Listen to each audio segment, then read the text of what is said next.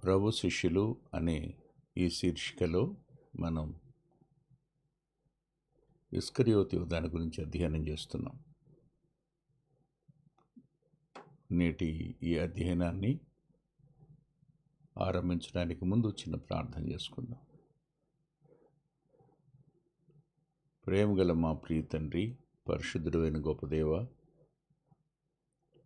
కృపగలిగిన మీ సన్నిధిలోనికి మరోసారి రావడానికి మీరు మాకు ఇచ్చిన ఈ సమయం కొరకే కృతజ్ఞత చెల్లిస్తున్నాను. ఏమిచ్చినా నీ రుణాన్ని మేము తీర్చుకోలేం. మాకు చాలినంతటి సహాయం చేయగలిగిన వారు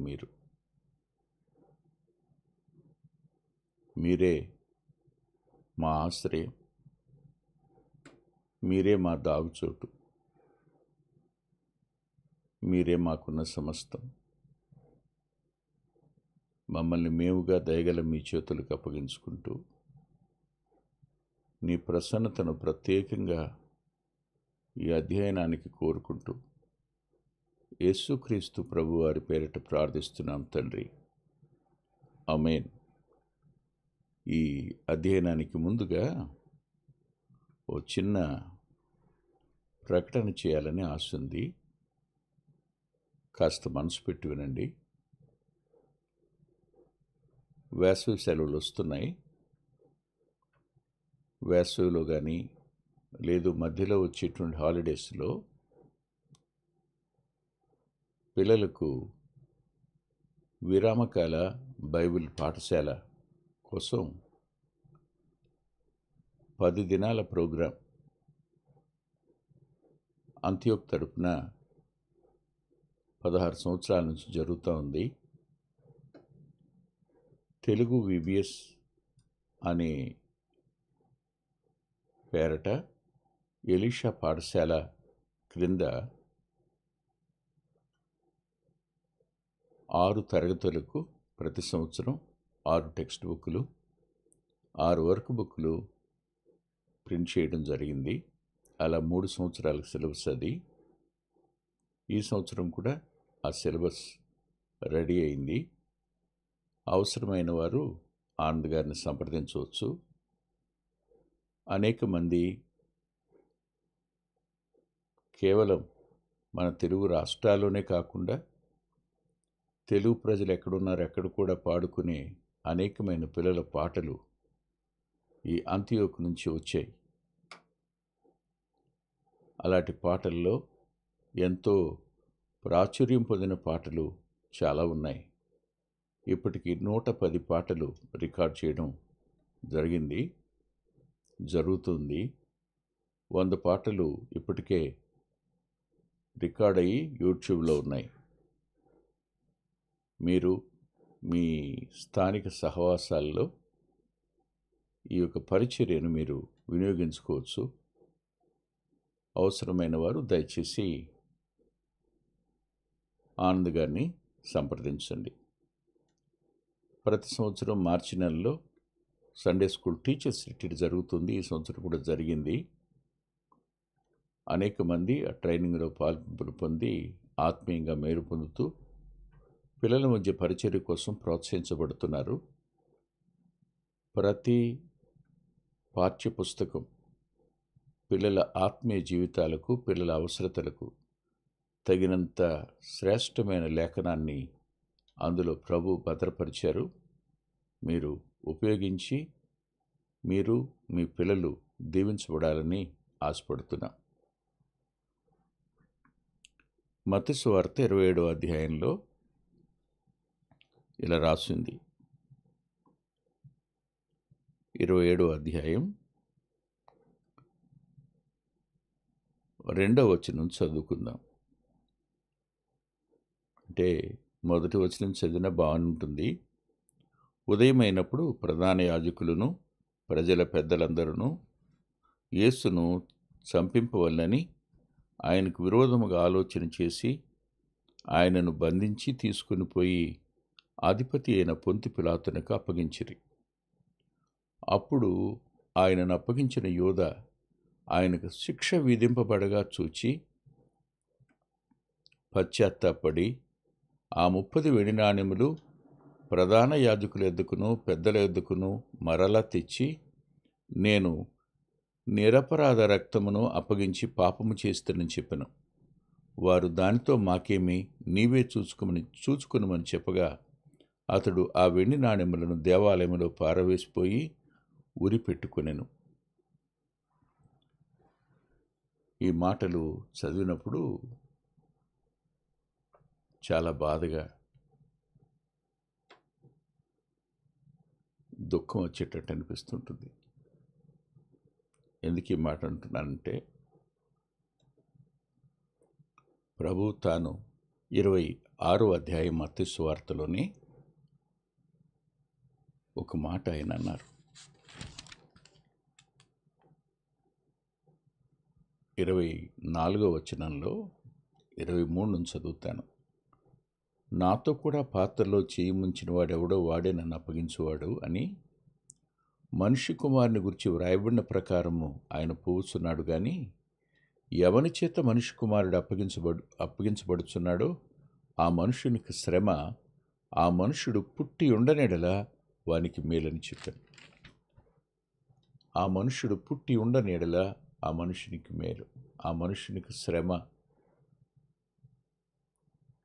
ప్రభు అంతరంగం యోధా యొక్క నిత్య స్థితిని చూసి విలవిలాడి పలికిన పలుకది. ప్రభు ఇచ్చిన ప్రతి అవకాశాన్ని దుర్వినియోగపరుచుకున్నాడు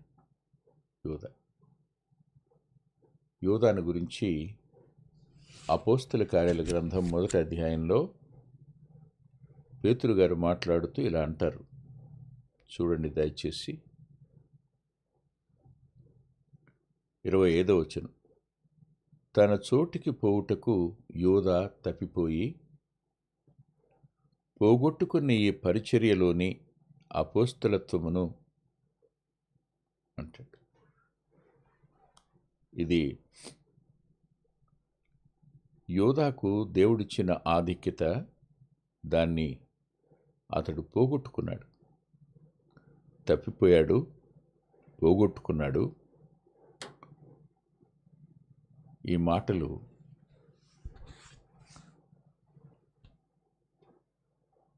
చాలా బాధ కలిగించే మాటలు. ప్రభు అవకాశం ఇచ్చినప్పుడు ఏ వ్యక్తి ఒప్పుకోడు తన పాపాలను, అలాంటి వ్యక్తి ఎంత నష్టపోతాడో ఈ వచనాలలో మనకు స్పష్టంగా కనపడుతుంది. అతడు తన స్థానాన్ని కోల్పోయాడు, తన పరిచర్యను కోల్పోయాడు, తన అపోస్తలత్వాన్ని కోల్పోయాడు. అలాంటి వాడు పుట్టకుండినెడల ఎంత మేలు అని పుట్టించిన ప్రభువే అన్నాడు. ఒకసారి తెలియని ఆవేదన వస్తుంటుంది. ధనం అపవాది చేతిలో చిక్కిపోవడానికి కారణమవుతుంది. సిరికి ఒక వ్యక్తి దాసుడైతే అతని బ్రతుకు వాడి ఆధీనంలోనికి వెళ్ళిపోతుంది. పాపం మానవుని జీవితంలోనికి ఎప్పుడు అడుగుపెట్టిందో అప్పుడు సంపూర్ణంగా వాడి ఆధిపత్యం క్రిందకు వెళ్ళిపోయినట్టే, సందేహమేం లేదు. కానీ తిరిగి రావడానికి, పశ్చాత్తాపడి ఒప్పుకోవడానికి ప్రభు అనేక అవకాశాలు ఇచ్చిన ఆ అవకాశాలన్నింటినీ యోధా కోల్పోయాడు. తెల్లవారింది, ప్రభువుకు శిక్ష విధించబడిందనే సంగతి అర్థమైంది. యోధా దేవాలయం వద్దకు పరిగెత్తుకుంటూ వెళ్ళాడు. వెళ్ళి వారితో ఇలా అన్నాడు, నేను నిరపరాధ రక్తమును అప్పగించి పాపము చేసి తిని అని చెప్పాడు. ఎవరితో? ప్రధాన యాజకులతో. తనకు ఎవరు డబ్బులు ఇచ్చారో వాళ్ళ దగ్గరికి వెళ్ళి, ఈ డబ్బులు మీరు తీసేసుకోండి, ఆయన నిరపరాధి, కింద ఫుట్నోట్లో నీతిమంతుడు అని రాశాడు. ప్రభువు నీతిమంతుడని తెలిసి ఉండి, ఆయన నిరపరాధి అని తెలిసి ఉండి, ఆయనను ఇతరుల చేతికి అప్పగించడం, ఆయనకు అవమానం కలుగు చేయడం, ఆయనకు శిక్ష కలిగితే చూచి తట్టుకోలేకపోవడం. ఆలోచించడం ఒకసారి. తాను చేసింది తప్పు అని అతనికి అర్థమైంది. థామస్ వాట్సన్ ఒక మాట అన్నాడు, ప్రభువుని అప్పగించేదాకా యోధాను నిద్రపోనివ్వలేదట.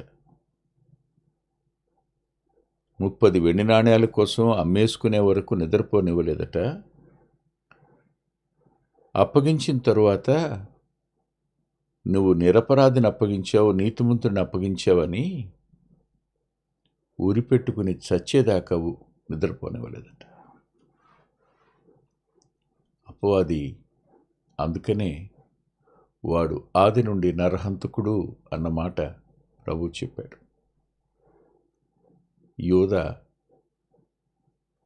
ఆ వెండి నాణ్యాలను తీసుకుని వెళ్ళి ఇవ్వబోతే వారేమన్నారు తెలుసా? దానితో మాకేమి, నీవే చూసుకో అన్నారు. దాంతో మాకెందుకు, నువ్వే చూసుకో అన్నారు.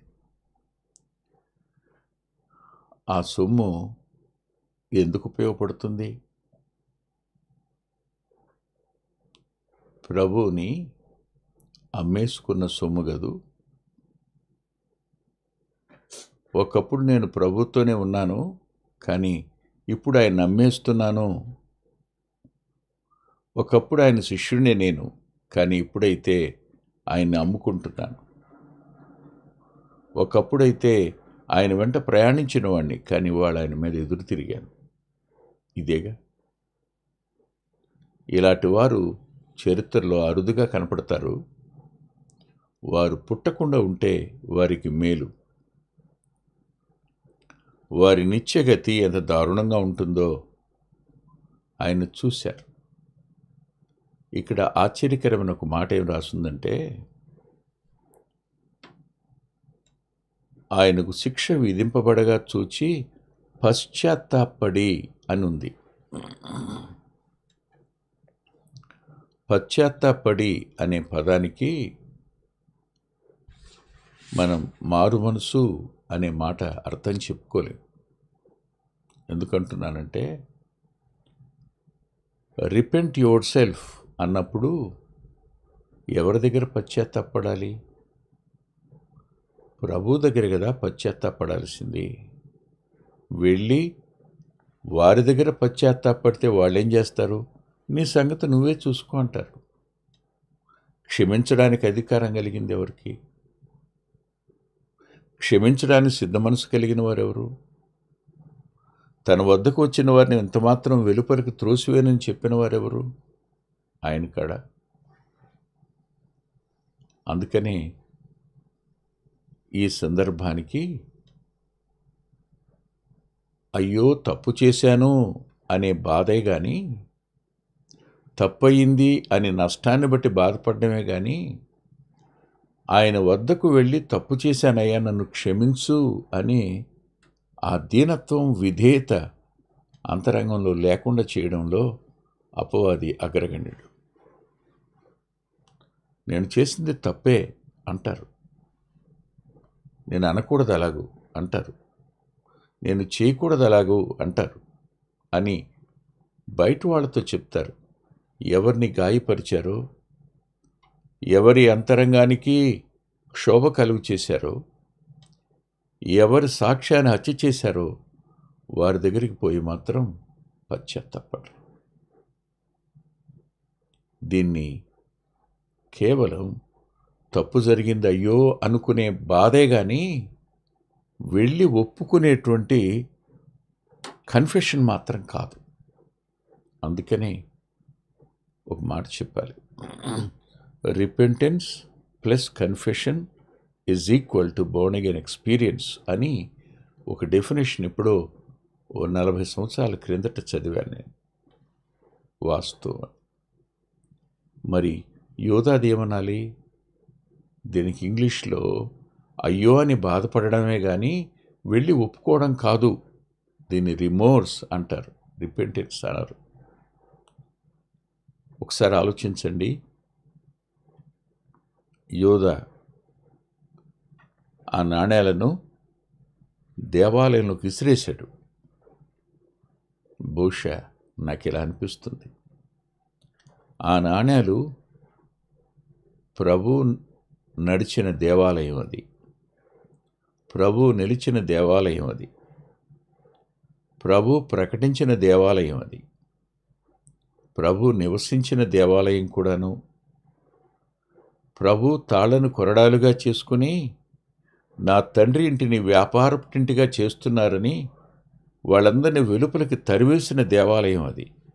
అందులో ఆ నాణేలు గల్లున కింద పడి పక్కపక్క నవ్వేమో అనిపిస్తుంది నాకు. నాణేలు నవ్వవు, కానీ ఆ పడిన శబ్దం యోధా మనస్సును నిలకడగా ఉండనివ్వలేదు. అతడు పరుగు పరుగున పోయి ఉరి పెట్టుకుని చచ్చిపోయాడని రాస్తుంది. అంతేకాదు, యోధాని గురించి రాస్తూ లూకా గారు, పేతురు గారు చెప్పినటువంటి మాటల్ని అపోస్తల కార్యాల గ్రంథం 1వ అధ్యాయంలో ఇలా రాశాడు. అదేమిటంటే 18వ వచనంలో, అతడు తలక్రిందులుగా పడి నడిమికి బద్దలైనందున అతని పేగుల నీవు బయటికి వచ్చినని రాశాడు. బహుశా ఏ కొమ్మకు ఉరిపెట్టుకున్నాడో ఆ కొమ్మ ఇలా అనుకుని ఉంటుంది. కొమ్మ ఆలోచిస్తుందని కాదు అభిప్రాయం, నా భావం. నేను నిన్ను మొయ్యలేను, నా వల్ల కాదు అని ఆ కొమ్మ విరిగిపోయిందేమో, క్రింద పడ్డాడు, తలక్రిందులుగా పడ్డాడట. పడినవాడు పేగులు వెలుపలికొచ్చి, నడిమికి బద్దలై పేగులు వెలుపలికొచ్చి. ఈ మరణాన్ని ఊహించలేం. ఈ మరణానికి ఏ విషాదాన్ని, ఏ దుఃఖాన్ని ఆపాదించలేం. బాధ కలిగేది. అయితే ఒక మాట అంటాను, అదే యోధ నాణేలు విసిరేసి గొల్గొతా వైపుకు పరిగెత్తుకుని వెళ్ళి ఉంటే, కలువరిలో ఇంకా ప్రభు వేలాడుతూనే ఉన్నాడు. ఇంకా ఆయన మరణించలేదు, శిలువలో వేలాడుతూనే ఉన్నాడు. పరుగు పరుగును వెళ్ళినవాడు, ప్రభువా నేను నిన్ను అమ్మేసుకున్నాను, నిన్ను పట్టుకోవడానికి వచ్చిన వారికి త్రోవ చూపించాను, నీకు నీవే అప్పగించుకున్నావు, కానీ వారికి త్రోవ చూపిన పాపం నాది. నిన్ను 30 వెండి నాణేలకు అమ్ముకున్న పాపం నాది. నన్ను నమ్మి నా చేతికి నీవు డబ్బు సంచిచ్చావు, నా చేతికే అప్పగించావు. కానీ నేను డబ్బు సంచి ఇచ్చిన నిన్నే అమ్ముకోవడానికి సాహసించిన వాడిని. నన్ను క్షమిస్తావా నాయనా అని అడిగి ఉంటే బహుశా సిలువలో ప్రభు మరో మాట కూడా పలికి ఉండేవాడు. యోధా, నీ పాపములు క్షమించబడ్డాయి, నీ కొరకు కూడా నేను ఈ సిలువలో రక్తాన్ని చిందిస్తున్నాను అనేవారేమో ఆయన. యోధా ఇవ్వబడిన అవకాశాన్ని సద్వినియోగం చేసుకోలేకపోయినాడు, ఆ కాలాన్ని సద్వినియోగం చేసుకోలేకపోయినాడు. చాలామంది క్రీస్తు ప్రభువునకు విరోధంగా వాదించేవారు, మాట్లాడేవారు. ఆఖరి దినాల్లో పశ్చాత్తాపడిన వారు ఉన్నారు. ఆఖరి దినాల్లో నా హృదయం కఠినమైపోయింది, క్షమించమని అడగలేకపోతున్నాను అంటూ చచ్చిపోయిన వాళ్ళు ఉన్నారు. కొందరు కృపాకాలాన్ని సద్వినియోగం చేసుకుంటారు. కొందరు కృపను దుర్వినియోగం చేసుకోవడం కాదు, కానీ కృప నుండి దూరం అయిపోతారు. యోధ చివరికి ఎంతటి దారుణమైన పరిస్థితిలోనికి అతను వెళ్ళిపోయినాడో చూస్తే దుఃఖం వస్తుంది. కానీ యోధా విసిరేసిన ఆ 30 వెండి నాణ్యాలు ఎవరి ధర? ప్రభుని అప్పగించడానికి అతడు పుచ్చుకున్న ధర అది కదా. ఇప్పుడు చూడండి, మత్తయి సువార్త 27వ అధ్యాయం. ప్రధాన యాజకులు ఆ వెండి నాణ్యములు తీసుకొని, ఇది రక్త క్రయధనము గనుక వీటిని కానుకల పెట్టెలో వేయతగదని చెప్పుకొనిరి. కాబట్టి వారు ఆలోచన చేసి వాటినిచ్చి పరదేశులను పాతిపెట్టుటకు కుమ్మరి వాని పొలమును కొనిరి. అందువలన నేటి వరకు ఆ పొలము రక్తపు పొలమనబడుచున్నది. ఇది ఇర్మియా పాత నిబంధనలో రాసిన లేఖనం యొక్క నెరవేర్పు. నేను ఇలా అనుకున్నాను, ప్రభువా, ఆనాడే వాగ్దాన భూమిలో ఒకవేళ చూడ్డానికి ఎవరైనా నాలాంటి వారు వచ్చి అక్కడే చనిపోతే పాతిపెట్టడానికి ఆ సొమ్ముతో ఆ పొలం కొన్నారన్నమాట. ఆయన రక్తంలో పాలు పంపులు ఇచ్చినవాడు, ఆయన మరణ పునరుద్ధానాల్లో పాలు పంపులు ఇచ్చినవాడు, ఈ వాగ్దాన భూమిలో పాతిపెట్టడానికి అన్యులకు అవకాశాన్ని ఇచ్చినవాడు ఆయన. ఇప్పటికీ ఎవరైనా యెరూషలేము నుంచి తీసుకుని వెళ్ళలేని పరిస్థితులే ఉంటే యోధులు పాతిపెట్టే చోటది. పరదేశులను పాతిపెట్టడానికి అకల్దమా అంటారు దాన్ని, రక్త పొలం అని. యోధా యొక్క చరిత్ర అలా ముగిసింది. అతని పరిచర్య వేరొకడు తీసుకొనుగాక అన్నమాట. ఎవరు పరిచర్య చేస్తున్నారు, భయముతోనూ వణకుతోనూ ఆ పరిచర్య కొనసాగించాలి. ధనం కోసం ప్రభువుని అమ్ముకునే దుస్థితిలోకి వెళ్లకుండా ప్రభువు మనల్ని కాపాడునుగాక. ప్రార్థన చేసుకుందాం. ప్రేమగల మా ప్రియ తండ్రి, కృపగలిగిన మా దేవ, శాలనంతటి మీ సన్నిధి విన్నా మా ప్రియులతో కూడా ఉండనివ్వండి. అంతవరకు నమ్మకంగా నీ పనిచేసే భాగ్యం ఇమ్మని యేసుక్రీస్తు ప్రభు వారి పేరిట ప్రార్థిస్తున్నాం తండ్రి, ఆమేన్. ప్రభు చిత్తమైతే వచ్చే ఆదివారం 8:30 గంటలకు లైవ్లో కలుసుకుందాం. దేవుడు మిమ్మల్ని దీవించునుగాక.